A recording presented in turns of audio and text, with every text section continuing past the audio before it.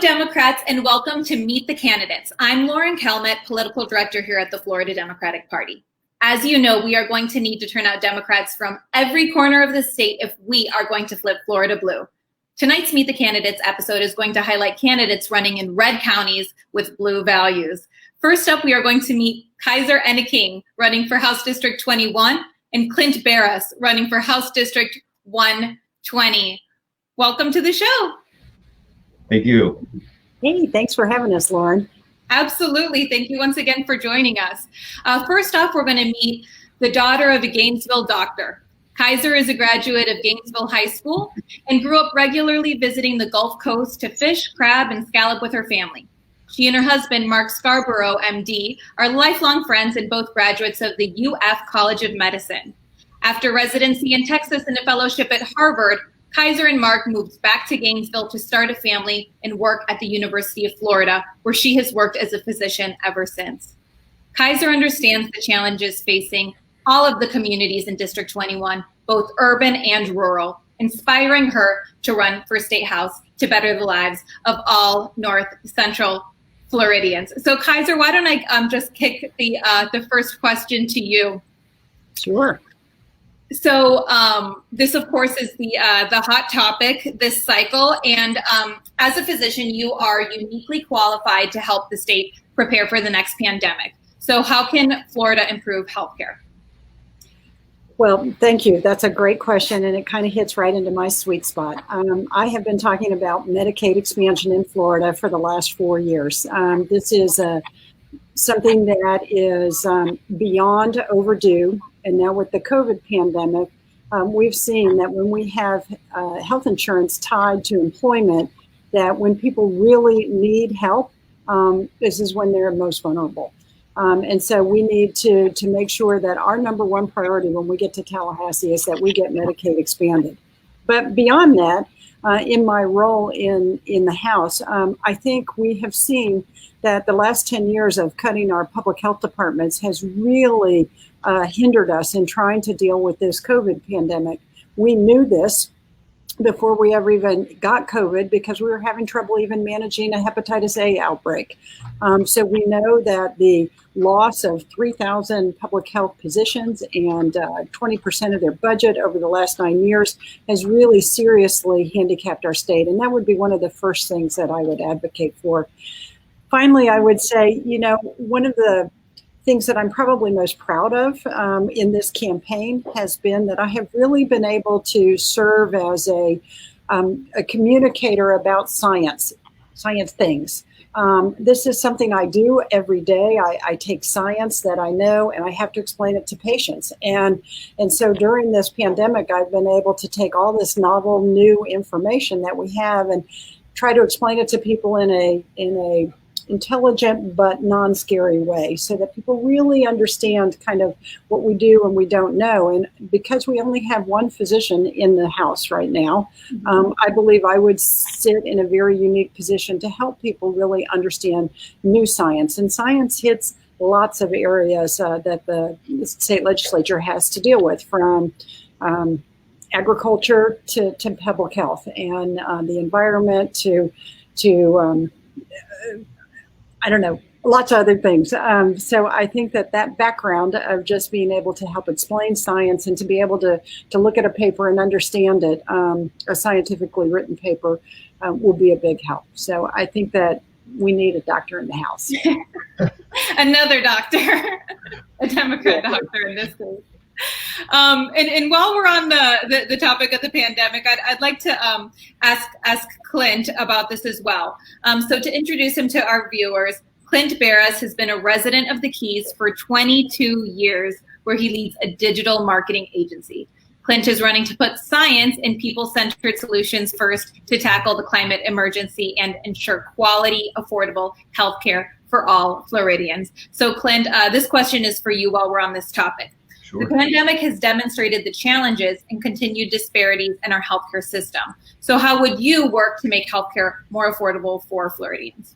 Yeah, thank you for that. I appreciate that, Lauren. And like Kaiser too, one of the issues I'm certainly going to be working on is expanding Medicaid. But first, I believe that healthcare is a right. It's not something that should be available to only those who can afford it. Ever since the Affordable Care Act became law, our Republican-led government here in Florida continues to deny billions of dollars every year of federal money to expand our Medicaid program. And by accepting that money, we would be able to bring in another almost 837,000 Floridians with health care. And so Florida's share of that is only 3.6%, or 500 million over 5 years. And 500 million certainly sounds like a lot of money. But also, if you look at some of the cost savings from other cost centers related to healthcare in the state, essentially we would be able to insure more people and then also save money. And then most importantly, I like to put this into a frame of context. At the end of the 2020 legislative session, also at the end of the 2019 legislative session, our governor and legislature gave a tax refund of $543 million to Florida's biggest corporations. So these aren't the normal Main Street mom and pops, the brick and mortar small businesses, which are the economic driver of our economy. These are the large corporations that you'll find are funding their campaigns. And so I believe that everybody in our state should be able to afford healthcare and the medicines that they need to stay healthy. 25% of all diabetics they ration their insulin because they can't afford not to do that. So here in Florida, a carton of insulin would cost $300, and in Canada, you could buy that same carton for $20. And so it's situations like that just really get me frustrated, in our for-profit healthcare system that we have here. So I support a monthly cap of $100 a month on insulin. I'd like to even shoot for something lower, and then also monthly maximum out-of-pockets for all prescription drugs. But I just think it's really important as a society that we keep our citizenry as healthy as we possibly can. It's going to cost us more if we do not. Absolutely. Thank you so much for sharing your vision with us, Clint. And also, as we're talking about COVID, as you had mentioned, it just impacts so many other facets of our life. So, Kaiser, this next question is for you. COVID has reshaped the way that we do education in Florida. So how can we make sure that our kids are not left behind, but still safe? Well, there's a couple of ways that we could do that. I have to applaud the FEA for their plan that they came up with for safely reopening our schools. It was a fantastic job that they did and had it all together by June. One of the very simple things that they advocated for was to make sure that all the sinks in schools worked and that there was hand sanitizer in every classroom. That just didn't seem like a really big, heavy lift, and yet we haven't managed to do it. There wasn't a dime that was allocated to help our schools prepare to have our kids come back. In this area where I am, we have seen this enormous digital divide, whether it is in our further rural counties or in our kids that just can't afford to have internet at their house. We did an absolute yeoman's job of trying to make sure that every kid had some access. But, when there are 4 kids in a household and all of them need to be on to be doing their homework, it's really hard for us to do that. And so, for Florida to really join the rest of the country and the rest of the world in terms of digital access, this should be one of our highest priorities.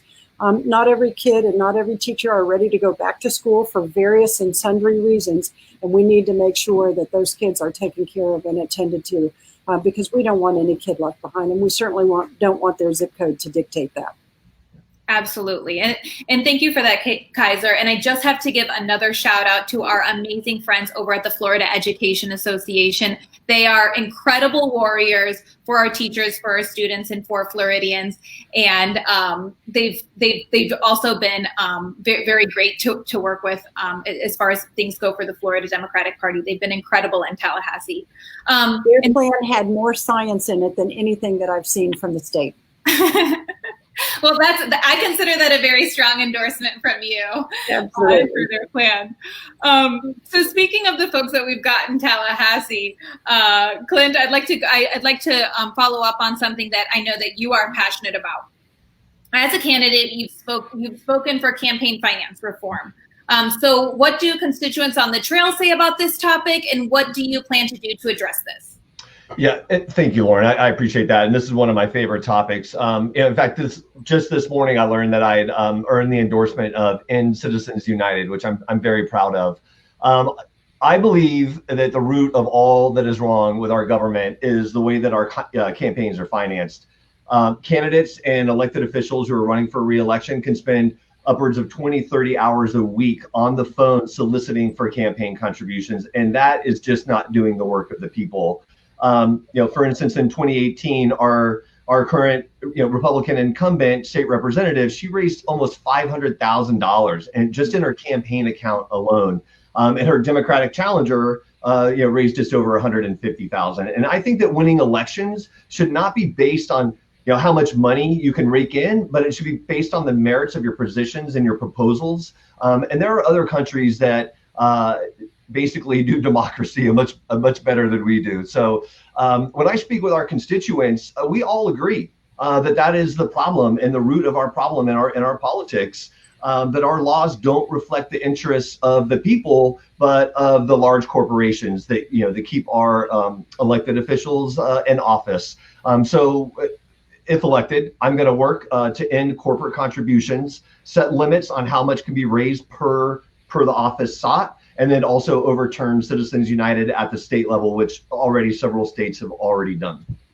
Yep. Thank you, Clint. Yeah, and candidly, we could do a whole show just about campaign finance reform because it is really complicated and there are just so many different things to say on this. But before we move on to our next round of candidates, I do want to make sure that the both of you are able to address an issue that I know is central to both of your campaigns because of where both of your House districts are located. So, Dr. Enneking, I'll take it back over to you. We've heard that House District 21 is home to a number of Florida's freshwater springs. So how do you plan on protecting our springs and the environment? Actually, it's home to more springs than almost any place else in the whole world, which is a pretty remarkable thing. Almost any candidate for a House district in Florida should have water at the top of their list because we all depend upon it. Unfortunately, the answer that I'm going to give you is like the least sexy answer I could possibly come up with because protecting our springs really has a lot to do with septic tanks, cow manure, and farm runoff. And none of those are really very exciting topics, and yet they are all solvable. We've got new septic tank technology that we should be exploring. We're not going to get every single household in Florida hooked up to a city sewer system. It's just not feasible. It's not possible. And so we really need to be making sure that all our septic tanks have the latest technology and that they're checked on a routine basis. This is something that is important for all of our health and all of our well-being. Cow manures, and not a very sexy topic. I don't think you can put a plug in it to make them not quit emitting methane, but there are things that can be done with cow manure that render it much less polluting. And a lot of this work has been done here at the University of Florida at IFAS. And if we need an institution to support on a statewide level, it is IFAS, because making sure that our dairy practices and our farming practices are absolutely at their best of where we know they should be is a responsibility we all have. And I want to make sure that I'm really clear here that our farmers and our dairymen and women do not work on huge margins. Oftentimes they cannot afford to do these best practices, even though we know that they would help to reduce with runoff. And so it's essential that we fund best practice managements. Last year, they asked for $25 million and got only $4 million. This is just kind of criminal. It doesn't do any of us any good to have environmentalists standing on one side of the river and farmers standing on the other side yelling at each other about why the river isn't beautiful like it used to be. We need those farmers. We need the food. We need to support agriculture here in Florida, but we need to do it in a smart way. And unfortunately, it's taken us a long time to get here, and it's going to take us a long time to clean this mess up. But it has to be done, and it has to be done in this very unsexy, we got to do a little bit every year. We got to make this happen. And it has to be a priority. And until it's a priority, we're just going to continue to have a problem. And that problem then impacts tourism. It impacts agriculture. It impacts everybody in this state's way of life. Absolutely. And this is an issue that trickles from even above Alachua all the way down to the Florida Keys. Absolutely. So, Clint, I'd love to hear your take on this as well. Because House District 20, which covers all of Monroe County and parts of South Miami-Dade County, is already feeling the effects of sea level rise and the climate emergency. So what is your plan to address this issue? Thank you, Lauren. But before I get onto the climate emergency, I want to echo what Kaiser was saying. And clean water down here in our district is imperative. For years, the dirty water that you're referring to, Kaiser, has been rolling into Lake Okeechobee and then through the Everglades into Florida Bay and onto our reef. And in the 1970s, our reef had over 40% coral cover. And today we're down to less than 2% or about 2%.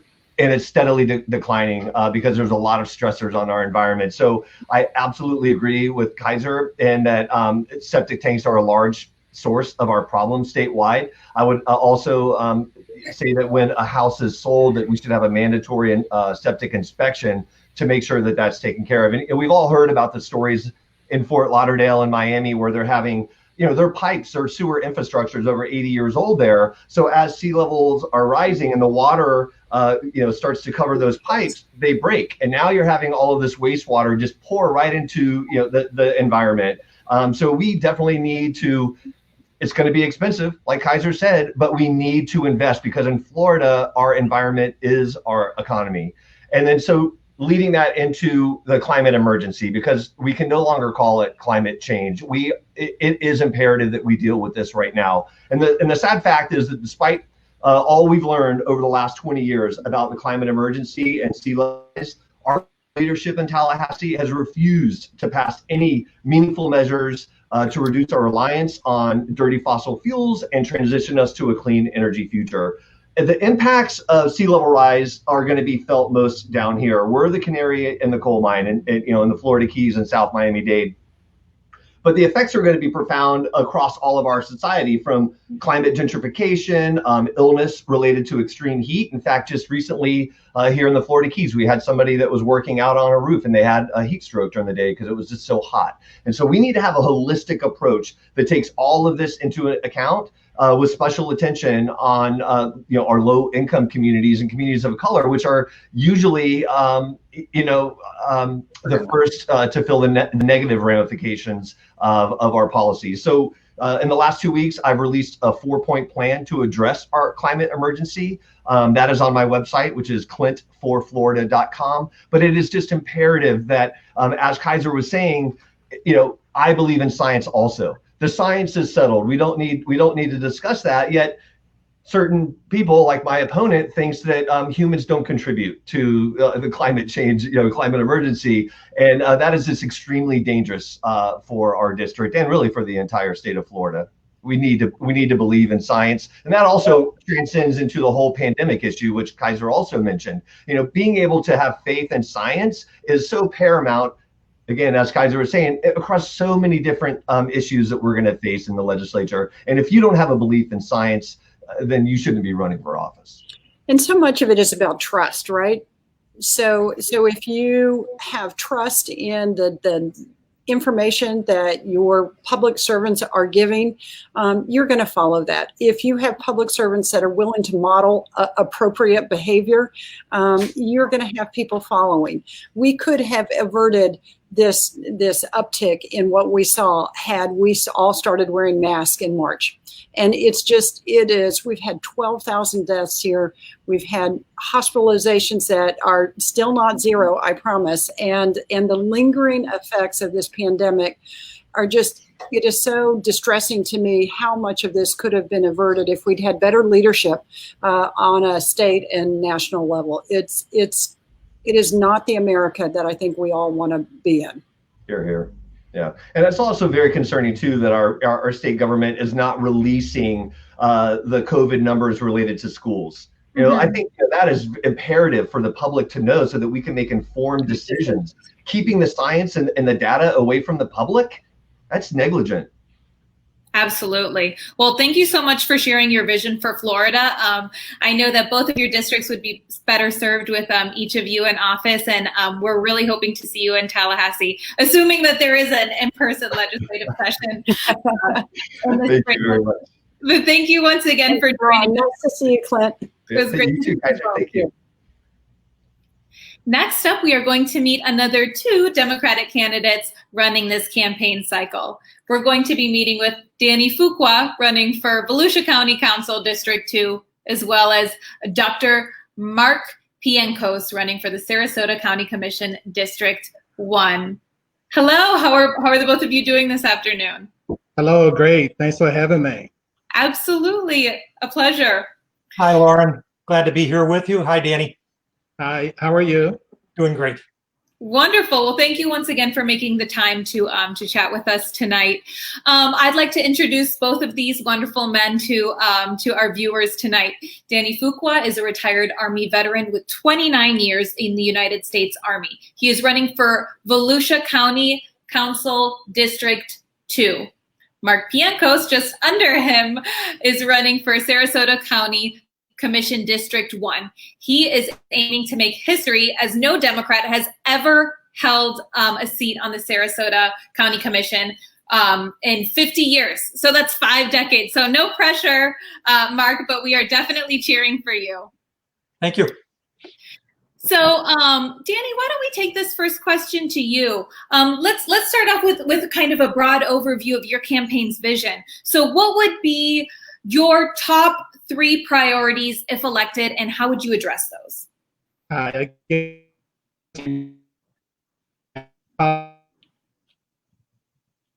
Really November. I will focus on the community development, fiscal responsibilities and accountability, and better access for the constituents. Great, thank you so much. Can you talk a little bit about what steps you've taken to prepare to hold this office? Yes, I have attended quite a bit of, I have attended the county council meetings, and I've been speaking with the constituents in Volusia County and Daytona Beach area. I've been attending the city commissioner meetings and just doing my own assessment of what the needs are in Volusia County District 2. What are the major concerns that the citizens are having, and some of the things that they would like to see some changes after November. Excellent, thank you so much. Mark, I've got a similar question for you. Mark, would you share with us why you're running? Again, thanks, Lauren. You know, my whole career, I'm a retired educator. I started out as a teacher, a school counselor, assistant principal, and school superintendent. And my whole career, my whole life has been working to try to bring people together.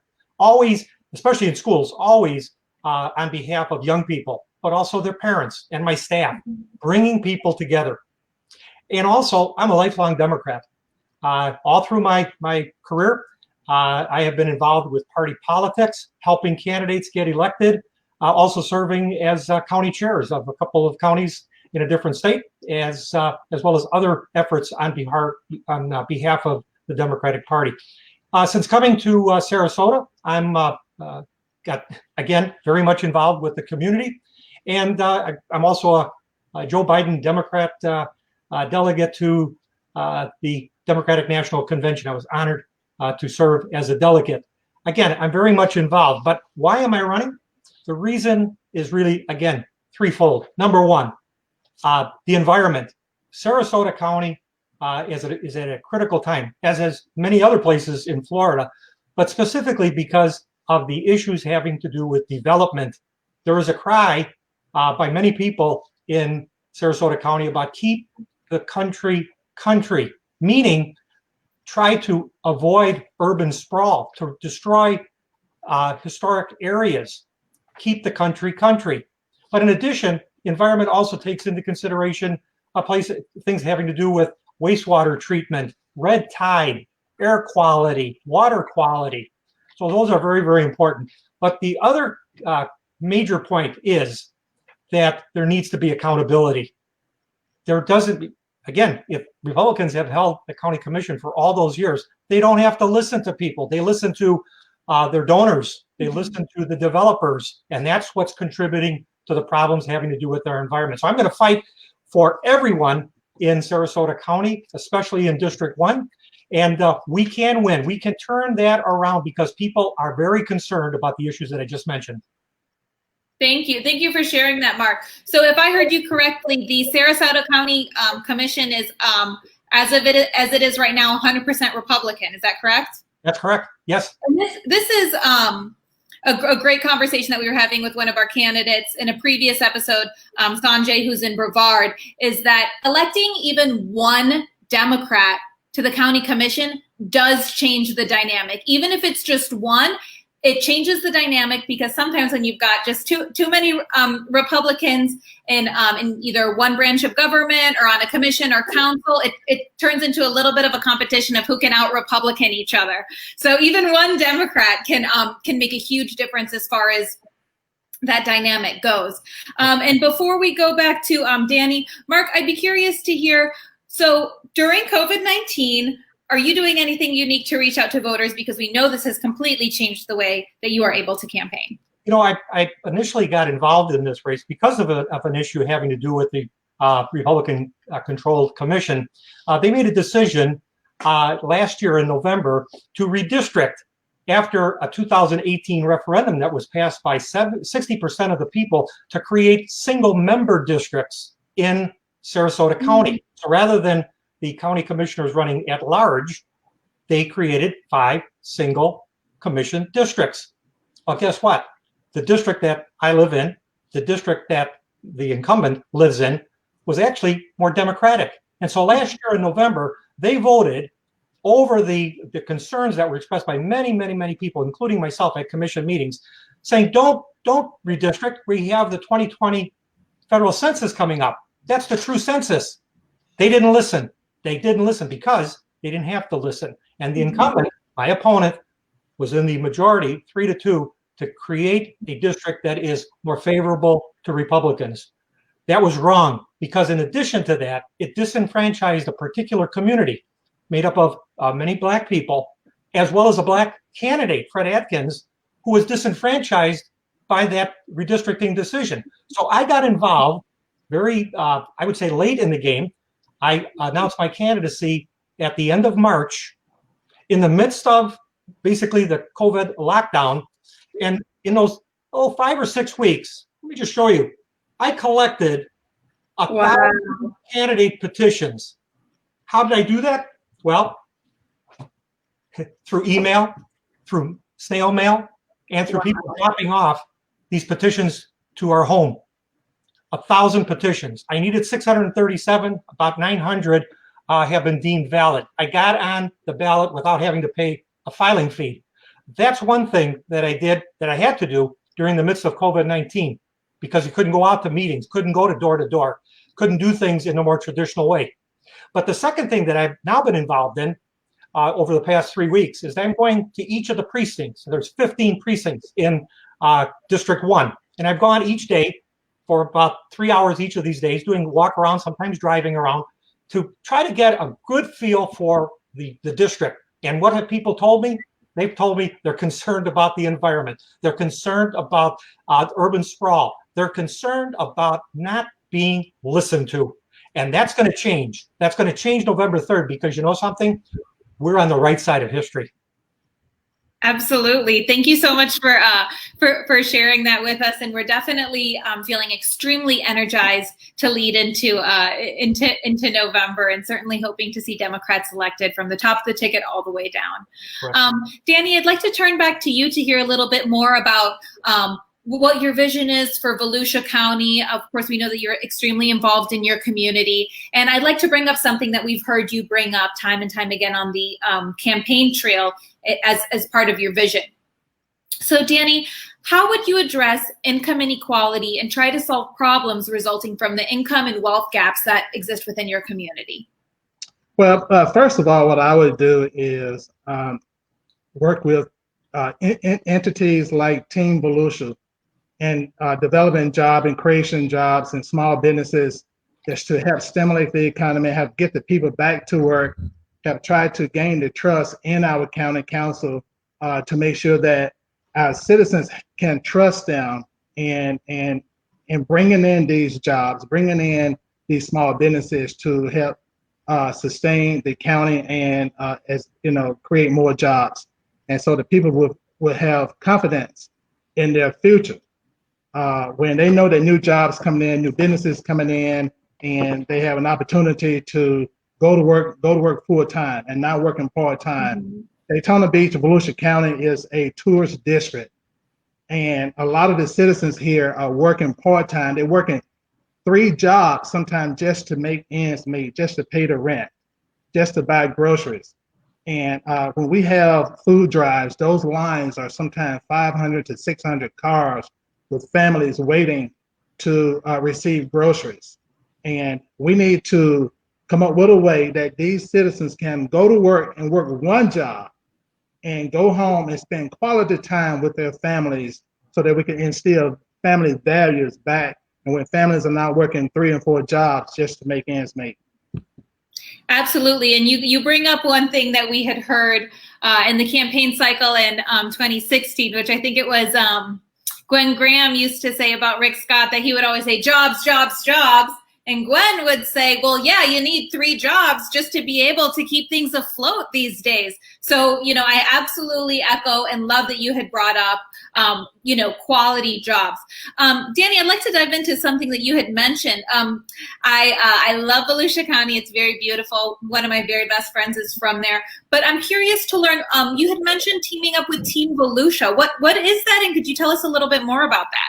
Team Volusia is a grant that the county have, and they it's a grant available so that small businesses can apply, and also they can improve their jobs, improve small businesses, create jobs, bring jobs into the Volusia County area.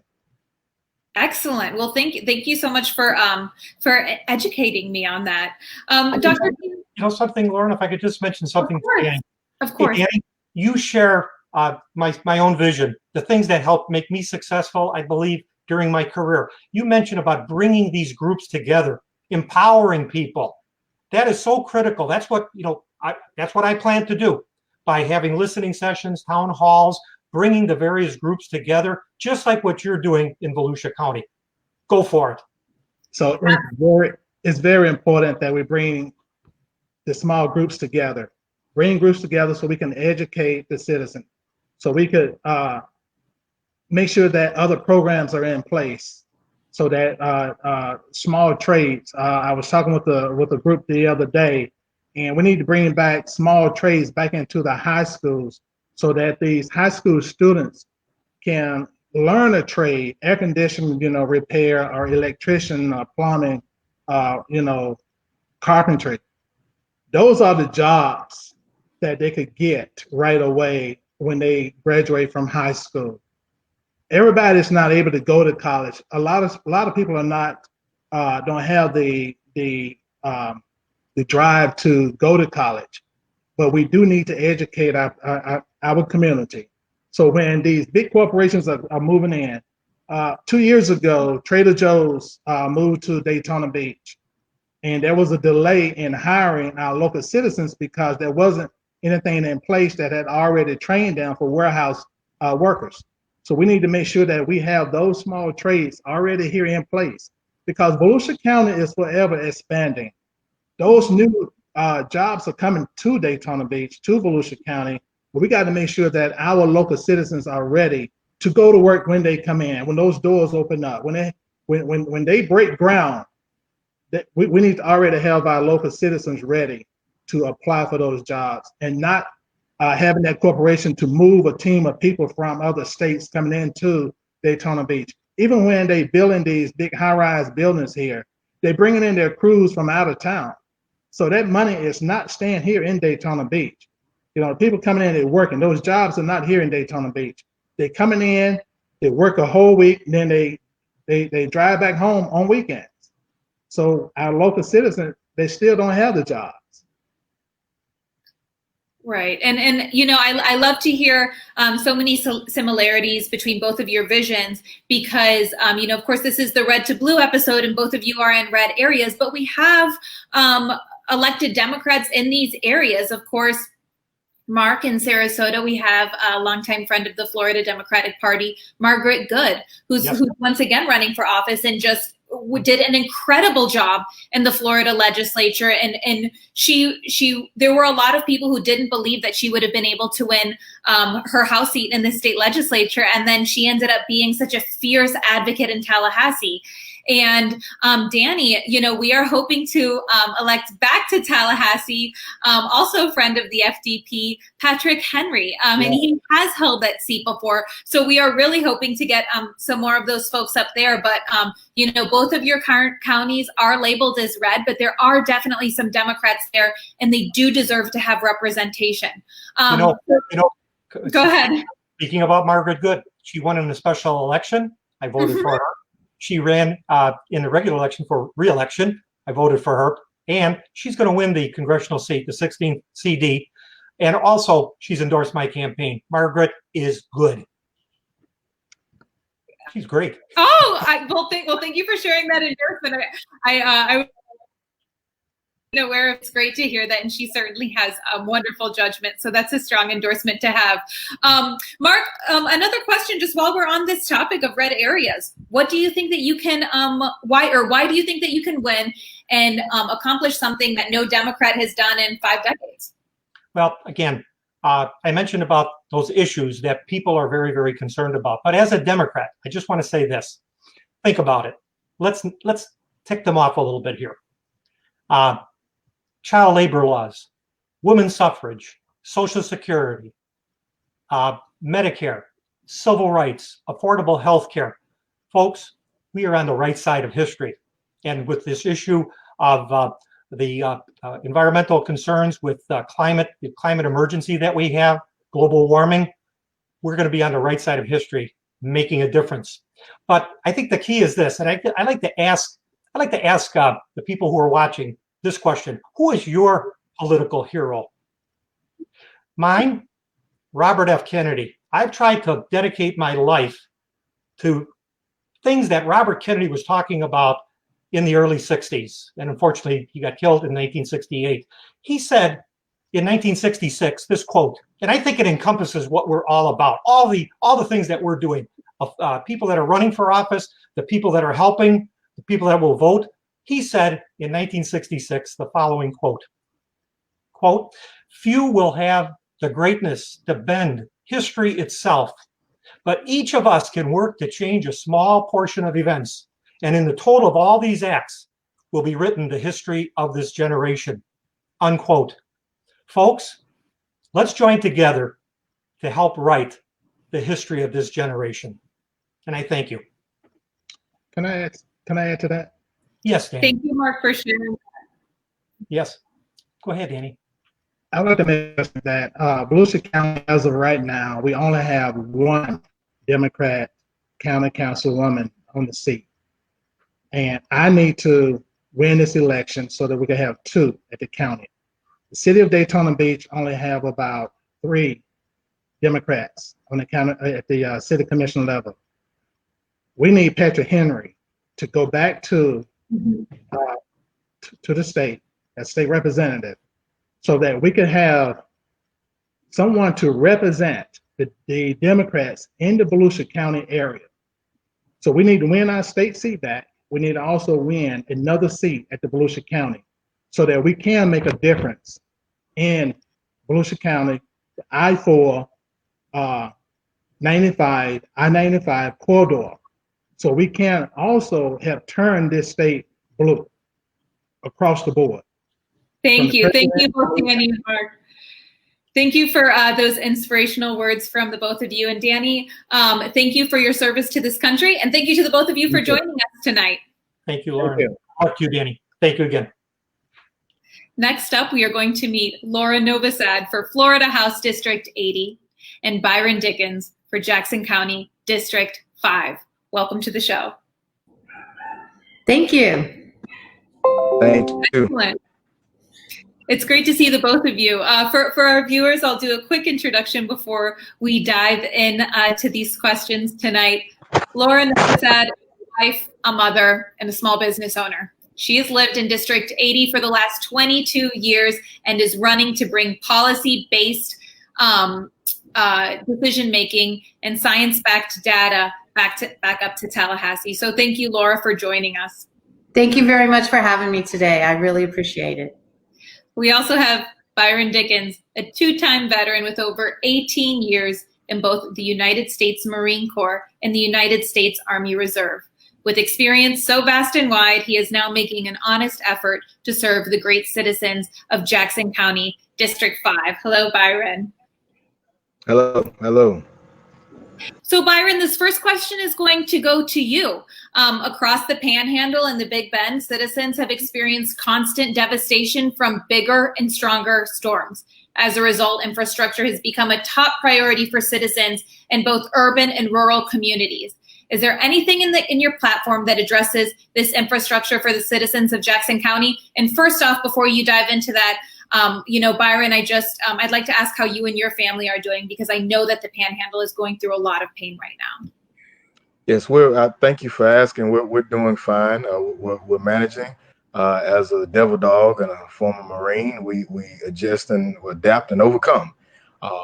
But yes, infrastructure is number one top priority. Is the number one concern of the citizens of Jackson County. Currently, we have over 270 miles of unpaved roads. And that has been something that has been passed the buck by every politician that has ran or either won an elected seat. Once they get in office, this need, this want, this interest seems to change. And it seems like either they lack the gumption or lack the interest in fighting for those issues. So my plan and my strategic plan is to tie in, because it actually is a matter of not just a quality of life and not just building equity for our citizens, but it also ties into small businesses. It also ties into more opportunities. People right now don't deserve what we're getting. And I say we because I've sat here as a citizen of District 5 my entire life and have not understood why we have been suffering so unneedlessly. Right now, a lot of citizens are suffering through the flood of this recent Hurricane Sally. Just because ditch management and maintenance has been conducted properly. So accountability is number one. That has been my hashtag since the beginning of my campaign. And infrastructure has been the number one, no matter what side of town or what part of the county I've been going through. That has been the number one for the citizens, and that is the number one which I will fight for. Utilizing those fundings through whether it's state and federal, and whether it's utilizing more of our tourist development to boost our revenue, that is going to be the focus going into my seat once won. Thank you, Byron, for sharing that with us, and we are definitely thinking of you and your family as the Panhandle is going through this difficult time. Thank you. Laura, I'd like to take the next question to you. I know that this is a topic that you've been addressing throughout your campaign. So with many families struggling to pay high rent bills, facing unemployment, and lack of quality health care, it seems that the gap between the haves and the have-not is certainly widening. So how can we strengthen families and bring more out of poverty and create a strong and lasting middle class? Well, one of the big things that we all have to do in Florida to strengthen families is to fix our affordable housing issues. And today there's many things we can do, but one of the main things they have is the Swardowski Fund here in Florida is a stream that goes right that has money available for housing and for families today, but money is diverted out of that fund every year. So we need to try to shore up that fund so we can make affordable housing. And this is one of the quickest ways that people can move out of poverty. If they just had the down payment to buy a home, they'd be good. If they just had the money to fix the home they were in, that would help them a great deal. Another thing we need to do is we need to shore up our education system. because having a good education is another way you can move from poverty to middle class. And so we need to make sure that our schools are funded properly and that we put our faith back in public schools, where 96% of our children are schooled. And, my children were products of public school. I'm a product of public school. And education, once again, is a huge, huge ladder out of poverty. And in addition to that, we're here in the middle of COVID, and we have an unemployment system that's supposed to hold people up. But right now it's failing our citizens. And, when I was growing up, we struggled, our family did, at different times. And so I know what it's like to raise your family and to try and budget your money on unemployment and food stamps. And so these programs are there to support us, but right now they are, they've made the unemployment system so that it will intimidate the user instead of provide the assistance it needs. So that needs to be fixed. So I wanted to let everyone that I support the programs that support families, and I support closing the gap for families here in Florida. Thank you, Laura. And I think that you totally hit the nail on the head when you had alluded to just how much COVID-19 has really magnified inequalities that already exist in our communities. So speaking of COVID-19, Byron, this next question is for you. We've seen that coronavirus has made it extremely difficult for small businesses. So what changes would you propose, if any, to support the small businesses of your district in Jackson County? So small businesses, and especially in my district, are not getting any support. Is pretty much inexistent. So one thing that we want to try to do in back to infrastructure is so multifaceted, and it ties in to the foundational fabric of what needs to happen from the grassroots up. And so what I'm proposing is getting back to rural development. A lot of things tie into providing these resources, because many of the citizens, they have the equity, they have the property, they just don't have the access to the resources to get things going in that area. It's very marketable, and it opens doors for much other opportunities, such as high-speed, free broadband internet, in which we're suffering from on this end as well. But too many businesses are suffering just because they don't have that resource. Many businesses are struggling, they're trying their best, but they can't get the access because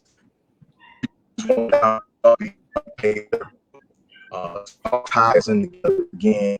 And our number one strategy is going to be restructuring, restoring, and rebuilding our small business industry in Jackson County. Absolutely. Thank you so much.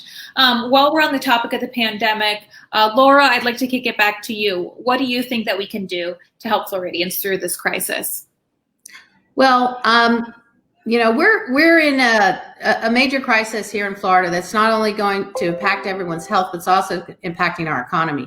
And the main thing that we really need to do is to bring stability back to everyone by following the CDC guidelines. What we have here is a failure of leadership by the state government to follow CDC guidelines that were laid out clearly by science, people that know the science better than you or I. And we have failed there. We need to put a mandated mask order in. We need to do all these things so that people can to protect people from getting the virus. The science are all saying that if we go to herd immunity, we're going to look at 2 million people dead within a year. I mean, that's just ludicrous. And so the way you fix your economy and get people back to work and protect people is we follow the science and we do what it says. So we wear a mask. It's a simple thing. It's not an invasion of your privacy. There's no laws being broken, but somehow our politicians have made it a taboo, and they've turned this into a political issue instead of protecting the people of Florida. And so, I want to bring back protections to Florida. I want to make our economy strong. And there are other countries in this world, their economies are back up and running. But here in America, they're cutting us off. We can't travel there because we have so much spread here. So we need to get the spread under control. We need to protect families that get COVID by expanding Medicaid here in Florida, which is another huge issue we could do with just the signing of a bill, and bring healthcare to over 800,000 people, which would also help strengthen families. And I think it's the best way to shore up our economy. If we don't get this under control quickly, we're looking at some really serious economic downturns. It's going to be very scary. That's my take on it. Thank you so much for sharing that with us. Sure. Byron, I'd like to ask you, because I know that this is something we had chatted about offline, that one of the biggest complaints of citizens is that once elected, local politicians become extremely hard to get in contact with or won't give a straight answer on the same requests and concerns promised during the campaign. What would you do differently? So one of the main issues I wanted to tackle is the lack of utilizing the current technology. One of the things that COVID-19's pandemic has done is kind of force people to utilize social media, utilize YouTube and platforms such as that. But I also want to go further. That oftentimes people complain about the follow-up. So what I want to push is what I call the District 5 listening tour. And that every quarter I'll go and speak to every precinct each quarter and get them to give me their wants and their needs and make sure that I'm on track, because I have 1,000 ideas. I have great plans and great ideas and initiatives that I want to push, but I want to make sure that I'm in line and in focus, in line and step with the people and what they want. And so it kind of gives me a guidance, and also it gives me a way that in most settings I can engage with the citizens. Too many times we expect hard-working people to sit up for 3 hours and listen at us conversate during a board meeting, and too many times they run away from it. So I want to increase that accessibility. I want people that understanding that they have kids. Me and my wife have been blessed with 2 sets of twins. So at 6 o'clock, we got a lot of work to do. So I understand, and I want to make more accessibility for the citizens. We also have a local college. Chipola College has a network. They have their own channel. So board meetings, they shouldn't be exclusive. It shouldn't be some type of backdoor deal type of setting, and for people to find out the news after it happens or a day before it's about to ensure. Can I comment on? I didn't cut out just on your words. They're very important. We do have, because we have not been represented properly in Tallahassee. Our representatives don't need to come and speak with us, and don't seem to want to show up at our meetings and our churches and our events. And I think that's very important what you're talking about, Mr. Dixon, because we do need to start working for the people. And you can't get things done working for the people unless you show up where they are and ask them what they need. So I really appreciate that. And that's part of my platform too. And I'm glad you brought it up today. I agree. Absolutely. Thank you. And, of course, there are a lot of new and big and immediate needs that have come as a result of COVID-19. But some of these needs are not new. Some of these needs are things that Democrats have been talking about for a long time now. So, Laura, I'll ask you about water quality, because I know that this is an important issue in your district. In 2018, Southwest Florida suffered with large green algae blooms and red tide. So your district includes the Caloosahatchee River, parts of Lake Okeechobee. I definitely pronounced that wrong. What was it? The Caloosahatchee River and the Okeechobee Lake. Lake Okeechobee and Caloosahatchee River. Correct. And so those hold some major players in the debate for Everglades restoration. So, Laura, what is your take on this? So the Everglades, we've been trying to fix the Everglades for 40 years. Ever since, back when Margie Stoneman Douglas's book came out about the River of Grass, everybody, wants it fixed. We want, the water to flow south of Lake Okeechobee because it's what needs to happen. But we're stuck in a situation where we don't know exactly all the reasons why the lake is polluted. So we need to do the science to make sure that we have all the sources of pollutants coming in there.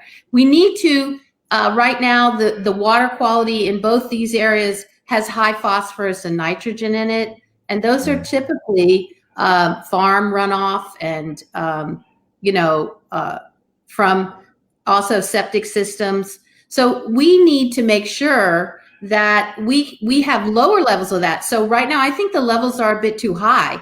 And I think we need to reevaluate those levels. Also, we have the Army Corps of Engineers manages water throughout South Florida. And one of the issues that they have in there is for fishing. Obviously, we want water quality for fishing and we want water quality for farming. But they forget to put in their guidelines the human health aspects. And when you have blue-green algae and red algae, you have really serious health consequences from toxic fumes that came from that. So we need to protect also the quality of life that we have here, and that includes human health, but that also includes our economy. And so our economy is very tied to our environment, because when you go down Gulf Shore in Naples with all the beautiful high rises and the $1 million condos, and then you walk out to dead fish all over the beach, nobody wants to come here and nobody wants to pay taxes for that. And so we've seen property values went down because of that. And do we want to keep our economy strong? Yes. Do we want tourism dollars still coming in? Yes. So do we need water for everybody to be clean? Yes. So the answer to all that is this is easy. We all want clean water. Even farmers want clean water. But how to fix it, we need to make sure that we do the science that needs to be done so that we can fix it properly and forever have a clean water for everyone, which would be fantastic. I'd love to see the Everglades National Park full of birds again flying overhead. So that's one of my goals. Absolutely. So thank you so much, Laura, for sharing that vision. And as I said, this is not an issue that is new to Democrats. We've been talking about this for a long time. The needs of our communities are growing larger and larger and larger because of coronavirus, but Democrats have been at the forefront of trying to address the existing needs for decades now. So thank you so much for being a champion for the environment, because the way that the environment affects healthcare is only being magnified by coronavirus. And this is all just a cycle that we know that your policy priorities can tackle. So thank you again, Laura, for being a great advocate. And thank you again, Byron Dickens, not only for joining us tonight, but also for your service to our country. It has been an honor to have you with us. Again, one more time for our viewers, this is Laura Novosad for Florida House District 80 and Byron Dickens for Jackson County District 5. Thank you again for joining us tonight. And thank you to all of our viewers for tuning in. We hope you'll join us for our next episode. Thank you. Thank you.